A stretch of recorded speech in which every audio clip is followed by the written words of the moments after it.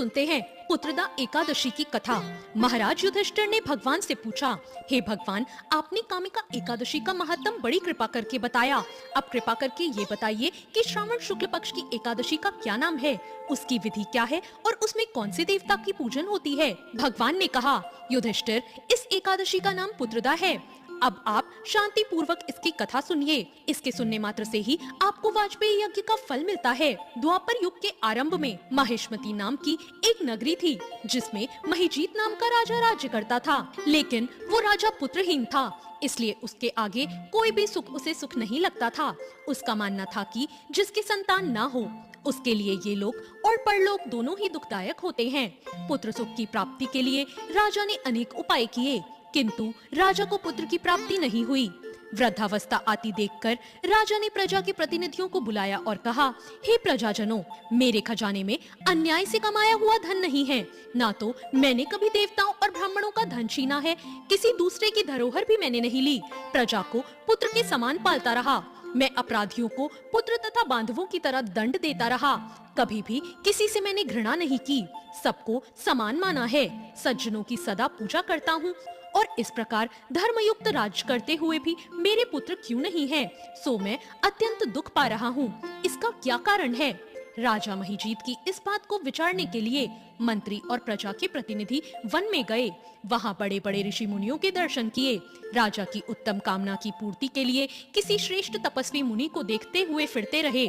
एक आश्रम में उन्होंने एक बहुत महान धर्म के ज्ञाता, बड़े तपस्वी, परमात्मा में मन लगाए हुए, निराहार, जितेंद्रिय, जितात्मा, जित क्रोध, सनातन धर्म के गूढ़ तत्वों को जानने वाले, समस्त शास्त्रों के ज्ञाता महात्मा लोमेश मुनि को देखा, जिनका कल्प के व्यतीत होने पर एक रोम गिरता था। सबने जाकर लोमेश ऋषि को प्रणाम किया। उन लोगों को देखकर मुनि ने पूछा, आप लोग किस कारण से आए हैं? निसंदेह मैं आप लोगों का हित करूंगा। मेरा जन्म दूसरों के उपकार के लिए हुआ है, इसमें संदेह मत करो। लोमेश ऋषि की ऐसे वचन सुनकर सब लोगों ने कहा, हे ऋषि, आप हमारी बात जानने में ब्रह्मा से भी अधिक समर्थ हैं, अतः आप हमारे इस संदेह को दूर कीजिए। महिष्मतीपुरी के राजा धर्मात्मा राजा महिजीत प्रजा का पुत्र के समान पालन करते हैं, फिर भी वो पुत्रहीन होने के कारण दुखी हैं।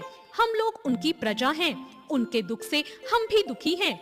आपके दर्शन से हमें पूर्ण विश्वास है कि हमारा यह संकट अवश्य दूर हो जाएगा, क्योंकि महान पुरुषों के दर्शन मात्र से ही अनेक कष्ट दूर हो जाते हैं। अब आप कृपा करके राजा के पुत्र होने का उपाय बताएं।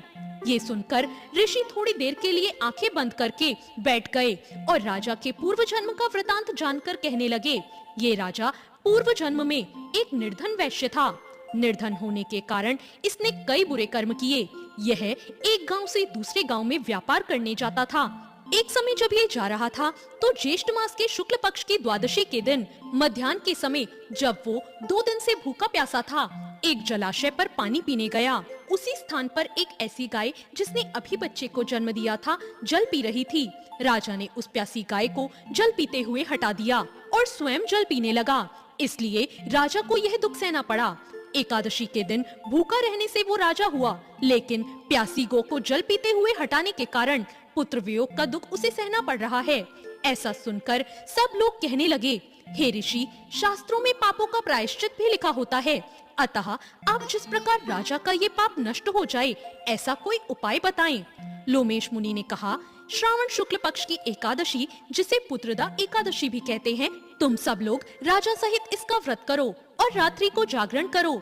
इससे राजा का यह पूर्व जन्म का पाप नष्ट हो जाएगा, साथ ही राजा को पुत्र की अवश्य प्राप्ति होगी। लोमेश ऋषि के ऐसे वचन सुनकर वो सभी वापस लौट आए और श्रावण शुक्ल पक्ष की जब एकादशी आई तो ऋषि की आज्ञा अनुसार सबने पुत्रदा एकादशी का व्रत और जागरण किया। इसके पश्चात द्वादशी के दिन इसके पुण्य का फल राजा को दे दिया। उस पुण्य के प्रभाव से रानी ने गर्भ धारण किया और प्रसव काल समाप्त होने पर उनके एक बड़ा तेजस्वी पुत्र उत्पन्न हुआ। इसलिए हे राजन, इस श्रावण शुक्ल एकादशी का नाम पुत्रदा पड़ा। अतः संतान सुख की इच्छा हासिल करने वाले इस व्रत को अवश्य करें। इस कथा को पढ़ने तथा महात्म को सुनने से मनुष्य के सभी पापों का नाश होता है और इस लोक में संतान सुख भोग कर परलोक में वो स्वर्ग को प्राप्त करता है। तो ये थी आज की कथा। आपको ये कथा कैसी लगी कमेंट करके जरूर बताएं।